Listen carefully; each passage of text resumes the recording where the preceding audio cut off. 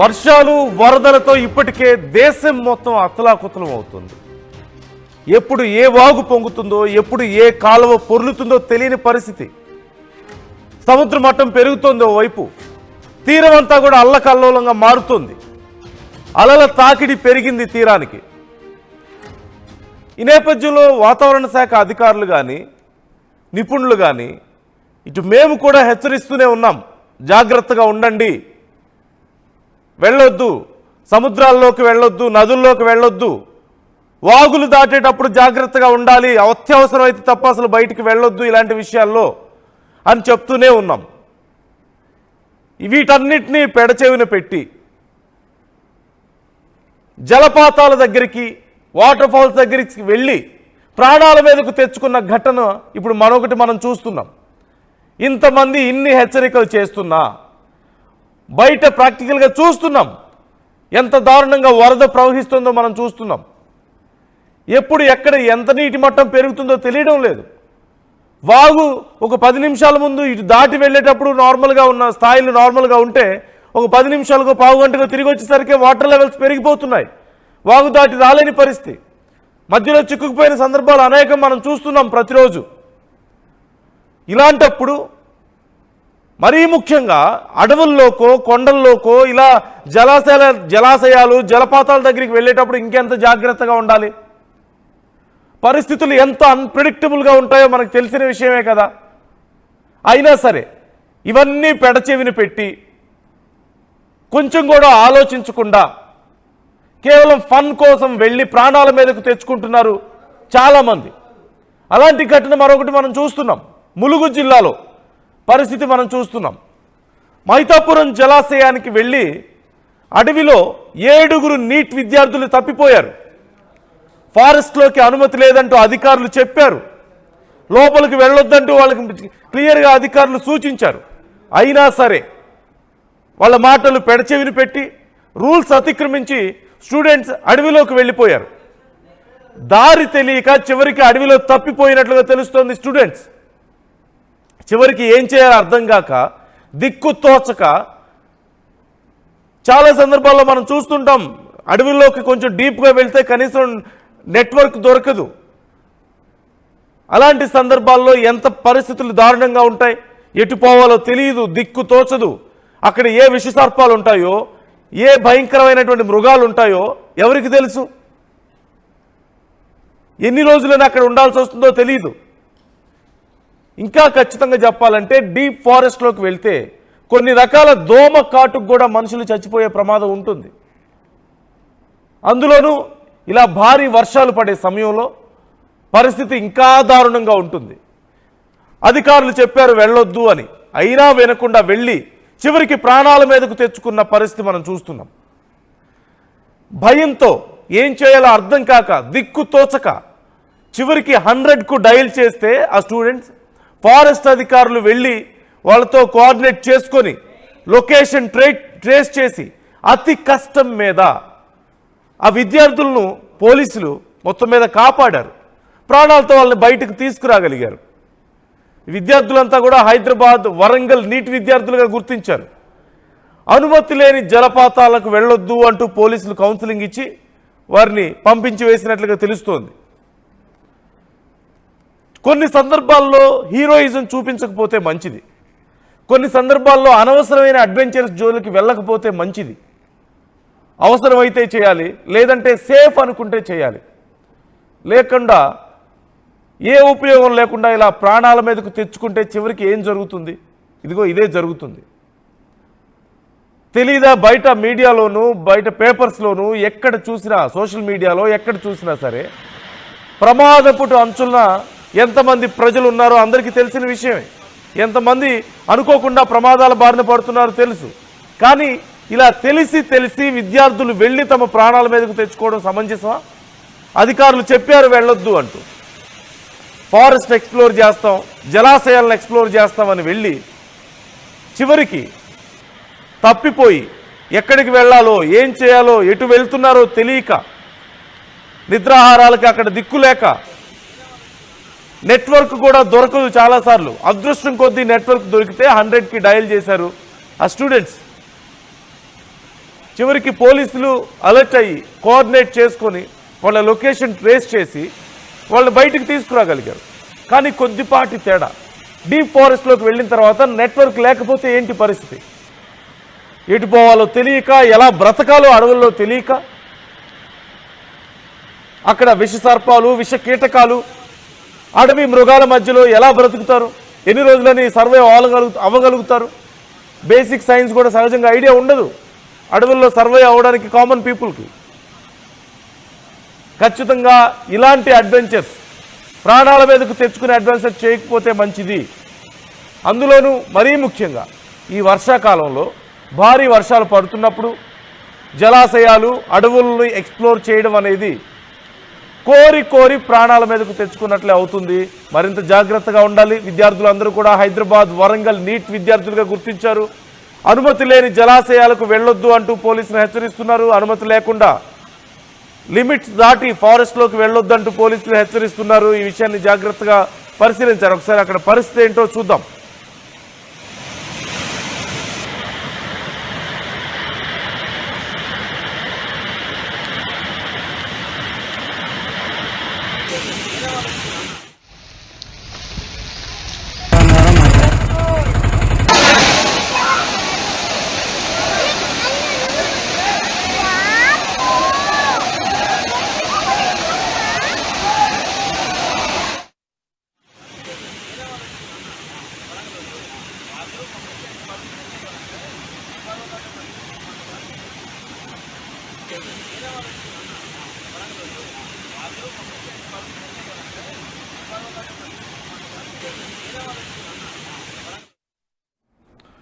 ఈ అంశానికి సంబంధించి ఫుల్ డీటెయిల్స్ మా ప్రతినిధి వెంకటరత్నం అడిగి తెలుసుకుందాం. లైవ్లో సిద్ధంగా ఉన్నారు. వెంకటరత్నం, పోలీసులు ఈ రెస్క్యూ ఎలా నిర్వహించారు? అసలు విద్యార్థులకు ముందు వార్నింగ్ ఇచ్చినా వాళ్ళు లోపలికి వెళ్ళినట్లుగా తెలుస్తోంది. విద్యార్థులు ఏమన్నారు? జరిగినటువంటి మొత్తం ఘటనకు సంబంధించి ఎలా వాళ్ళని రెస్క్యూ చేయగలిగారు? అక్కడ పరిస్థితి ఏంటి? అదే నందు, ఇక్కడ వెంకటాపురం మండలం మహితాపురం జలపాతానికి సంబంధించినటువంటి చాలా అంటే బ్యూటిఫుల్ లొకేషన్ అది. గతంలో ఇదివరకు వెళ్ళినటువంటి వాళ్ళు కూడా మరొకసారి వెళ్ళాలనుకునేటువంటి ప్రాంతాలు ఇవన్నీ. మొత్తం ములుగు జిల్లాకు సంబంధించి ఇటు వాజేడు, వెంకటాపురం, ఇక్కడ మిగిలిన ప్రాంతాల దాదాపు మొత్తం 7 జలపాతాలు ఉంటాయి. ఈ 7 జలపాతాలకు సంబంధించినటువంటి విషయాలు ఒక్కసారి తెలిసినటువంటి వాళ్ళు మళ్ళీ అక్కడికి వెళ్ళాలని అంటూ ఉంటారు. కానీ ఇప్పుడు ప్రస్తుతానికి ఏంటంటే భారీ వర్షాలు వస్తున్నటువంటి నేపథ్యంలో ఎట్టి పరిస్థితుల్లో అక్కడికి వెళ్ళకూడదని చెప్పి ఫారెస్ట్ అధికారులు హెచ్చరికలు జారీ చేస్తున్నారు. పోలీసులు కూడా మరోవైపు ఇక్కడ నిబంధనలు అతిక్రమించి అక్కడ వాటర్ ఫాల్స్ లోకి వెళ్ళినటువంటి వారిపై కూడా కేసులు నమోదు చేస్తాము, జరిమానాలు విధిస్తామని చెప్పి ఓవైపు చెబుతూ హెచ్చరికల బోర్డులు కూడా పెట్టినటువంటి పరిస్థితి. ఇక్కడ బొగత జలపాతం కూడా ఎప్పుడు లేనంత ఉగ్రరూపం దాల్చిందంటే చూసుకోవచ్చు. ఇంకా దీనికంటే ఎగువన ఉన్నటువంటి ఈ జలపాతాలు కూడా చాలా ప్రమాదకర స్థాయిలో ఉంటాయి. అందులోనూ ఈ లోపలికి ఇవన్నీ నడుచుకుంటూ వెళ్లాల్సినటువంటి పరిస్థితులు, వాహన సౌకర్యం లేదు. ఒక్కొక్క ప్రాంతానికి 10 నుండి 15 కిలోమీటర్ల వేరే అడవి లోపల నడుచుకుంటూ వెళ్లాల్సినటువంటి అవసరం ఉంటుంది. కానీ ఇదొక అడ్వెంచర్గా ఇక్కడ ఉన్నటువంటి యువకులు కూడా కొంతమంది ఫీల్ అవుతూ ఉంటారు. కానీ ఆ అడ్వెంచర్ అనేది వాతావరణ పరిస్థితులను బట్టి వెళ్లాల్సినటువంటి అవసరం ఉంటుంది. కానీ ఒకవైపు భారీ వర్షాలు పడుతున్నాయి, వాతావరణ శాఖ హెచ్చరికలు జారీ చేస్తుంది. అయినప్పటికీ కూడా పోలీసులు హెచ్చరికలు జారీ చేసినప్పటికీ కూడా వారి కన్ను గప్పి ఇక్కడ 7 నిట్ విద్యార్థులు కూడా అక్కడికి వెళ్ళినటువంటి పరిస్థితి. ఇక్కడ 3 మహిళలు, 4 యువకులు కూడా వెళ్ళినటువంటి పరిస్థితి. 3 విద్యార్థినులు, 4 యువకులు, వీళ్ళందరూ కూడా పోలీసుల కళ్ళు గప్పి ఉదయమే వెళ్ళినటువంటి పరిస్థితి. అయితే నిన్నటి వరకు ఎందుకంటే వాటర్ ఫాల్స్ వస్తున్నటువంటి ఆనందంగా ఎంజాయ్ చేశారు. కానీ రిటర్న్లో వచ్చేసరికి వారు దారి తప్పిపోవడంతో ఎక్కడికి వెళ్ళాలో తెలియక అడవుల్లోనే చాలాసేపు తిరిగినటువంటి పరిస్థితి. ఎప్పటి వరకు అంటే దాదాపు రాత్రి 10:30 వరకు కూడా అడవుల్లోనే ఉన్నారంటే పరిస్థితులు ఎట్లాంటి భయానకమైనటువంటి పరిస్థితుల్లో వాళ్ళు ఉన్నారో ఆ ప్రాణాలు అరచేతిలో పెట్టుకొని వెళ్ళినటువంటి పరిస్థితి. దీనికి సంబంధించి నెట్వర్క్ కూడా లేదు. ఆ నెట్వర్క్ వచ్చేంత వరకు వీళ్ళు ట్రై చేస్తూనే ఉన్నారు. ఒక్కొక్కసారి బ్యాటరీలు అయిపోయినా ప్రాబ్లమే ఉంటుంది, నెట్వర్క్ దొరకకపోయినా ప్రాబ్లమే ఉంటుంది. అంటే కొంత వేరే ప్లేస్కి వచ్చిన తర్వాత సిగ్నల్ రావడంతో వెంటనే 100కి కాల్ చేయడంతో పోలీసులు అలాగే ఈ ఫారెస్ట్ సిబ్బంది సహాయంతో ఆ లొకేషన్ ట్రేస్ చేసి రాత్రి రెస్క్యూ చేసి వీళ్ళ 7 ప్రాణాలను కాపాడినట్టుగా అనుకోవచ్చు. ఇది ఎందుకంటే ఇది అభయారణ్యంగా ఉంటుంది. ఇక్కడ ఎలుగుబంట్లు కూడా ఉండేటువంటి అవకాశం ఉంటుంది. ముఖ్యంగా ఇంతకుముందు మీరు చెప్పినట్టు ఆ డీ ఫారెస్ట్లోకి వెళ్ళిన తర్వాత సీజనల్ డిసీజెస్ దోమకాట్ల వల్ల అనేక మంది ఏజెన్సీ ప్రాంత వాసులు కూడా ఇబ్బందులు పడుతున్నటువంటి పరిస్థితి. వాళ్ళకి అలవాటు ఉంటుంది కాబట్టి కొంత వాళ్ళు ప్రివెంటివ్ కొంత అంటే వాళ్ళు పరిస్థితి బయటపడచ్చు అడవిలో ఉన్నటువంటి వాళ్ళు. కానీ ఇది కొత్త వాతావరణం, అంటే ఇప్పుడు టౌన్లో ఉన్నటువంటి వాళ్ళు అడవిలోకి వెళ్ళి ఎలా బతకాలో తెలియనటువంటి పరిస్థితి. అంత చీకట్లో కూడా ఒకవేళ లొకేషన్ లేకపోతే మాత్రం అనేక ప్రాంతవాసులు ఇబ్బంది పడేటువంటి అవకాశం ఉంటుంది. అయినప్పటికీ కూడా వీళ్ళు రెస్క్యూ చేసి అంత దూరం వెళ్ళి రాత్రి 10:30కు పోలీసులు అలాగే ఫారెస్ట్ సిబ్బంది కూడా వీళ్ళను కాపాడినట్టుగా తెలుస్తుంది. వీరిపై కూడా పోలీసులు కేసులు కూడా నమోదు చేశారు. ఎందుకంటే నిబంధనలు అతిక్రమించి వెళ్ళినందుకు కూడా మరోసారి ఇట్లాంటి చర్యలు రిపీట్ కాకుండా ఉండాలంటే ఖచ్చితంగా వీళ్ళపై కేసులు నమోదు చేయాలని చెప్పి కూడా పోలీసులు భావిస్తున్నారు. దాని ప్రకారమే కేసులు కూడా నమోదు చేసినటువంటి పరిస్థితి. ఒక్కసారి ఈ వాజేడు మండలము చీకుపల్లి అటవీ ప్రాంతాల్లోని బొగతా జలపాతంతో పాటు వెంకటాపురం మండలం మహితాపురం జలపాతంతో పాటు ఇక్కడ పూర్తిగా మొత్తం 7 జలపాతాలు ఉంటాయి. ఇవి 7 కూడా ఎంత ఆనందాన్ని పంచుతాయో అంత ప్రమాదకరమైనటువంటి ప్రాంతంలోకి వెళ్లాల్సినటువంటి అవసరం ఉంటుంది.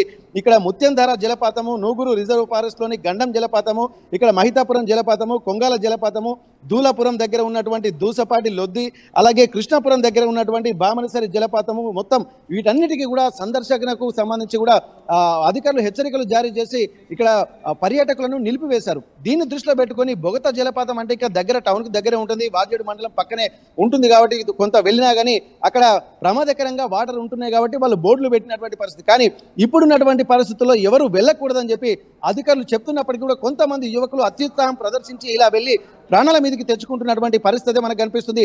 ప్రస్తుతానికి ఇక్కడ వాస్తవానికి ఇక్కడ ఏంటంటే ఈ వాతావరణం కొంత పొడిబారిన తర్వాత మామూలుగా తేమగా ఉన్నట్టు తర్వాత వెళ్తే పర్యాటకంగా కూడా ఇంత అద్భుతమైనటువంటి ప్రాంతము ఇక్కడ ఈశాన్య రాష్ట్రాలు ఏ విధంగా పర్యాటకంగా ఉంటాయో ఇటువైపు వస్తే మాత్రం ఉత్తర తెలంగాణ వైపు కూడా ఇక్కడ కర్రెగుట్టల అటవీ ప్రాంత చుట్టుపక్కలనే ఆవరించినటువంటి ఈ అటవీ ప్రాంతాల్లో ఉన్నటువంటి ఈ దూసపాటి లొద్ది అలాగే బొగతా జలపాతము ఇక్కడ మిగిలినటువంటి 7 జలపాతాలు కూడా చాలా అద్భుతంగా ఉంటాయి. దీన్ని పర్యాటకంగా కూడా చేయాలని చెప్పి ప్రభుత్వం భావిస్తుంది. దీనికి సంబంధించి కూడా అనేక సార్లు ఒక ప్రకటనలు కూడా విడుదల చేసింది. కానీ దీనికి సంబంధించి ఒక్కసారి పూర్తి స్థాయిలో పర్యాటకంగా అభివృద్ధి చెందితే ఎంతో పర్యాటకంగా కూడా అక్కడ ఉంటుంది. పూర్తి స్థాయిలో ఇక్కడ ఉత్తర తెలంగాణకు సంబంధించి ఒక ఆదాయ వనరు కూడా ఉండేటువంటి అవకాశం ఉంటుందని చెప్పి ప్రభుత్వం కూడా గుర్తించింది. కానీ ఒక సరైన వసతులు ప్రస్తుతం లేకపోవడం వల్లనే ఇంత ఇబ్బందికర పరిస్థితులు ఎదుర్కోవాల్సి వస్తుంది. ఇక్కడ 7 కాదు, ఇప్పటికీ బొగతా జలపాతం అంటే తెలంగాణ నయాగరాగా పిలుస్తున్నటువంటి బొగతా జలపాతానికి కూడా సంతోషంగా వెళ్ళినటువంటి వాళ్ళు ఇప్పటికీ 14 మంది కూడా మృతి చెందినటువంటి పరిస్థితులు మనం చూసాము.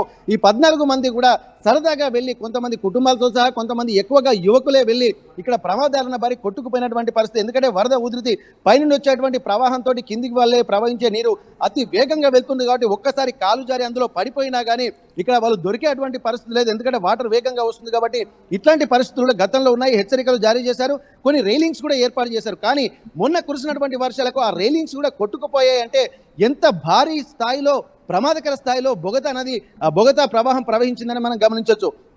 ఇప్పుడు ఉన్నటువంటివి ఏంటంటే బొగతా ఇంకా కొద్దిగా తక్కువ ఎత్తులోనే ఉంటుంది. ఇప్పుడు మిగిలిన ముత్యంధార అలాగే కొంగర జలపాతం ఇవన్నీ కూడా చాలా ఎత్తు నుండి ప్రవహించేటువంటి ఆ పరిస్థితి. కొన్ని ప్రాంతాలు ఏంటంటే గుండం జలపాతం ఏంటంటే ఒకసారి వాటర్ ఫాల్ చేసిన తర్వాత లోతుగా ఉంటుంది.